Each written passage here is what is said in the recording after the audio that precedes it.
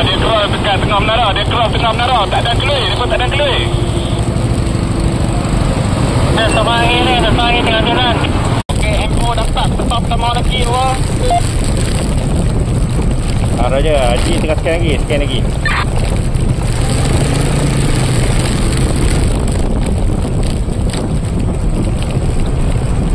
PO dapat lah. Haji dah aim. Tunggu kat telekor kita akan follow.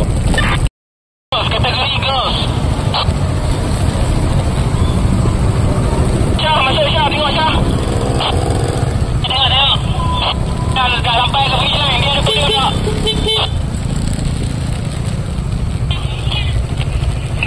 Kategori girls. Budak sekolah.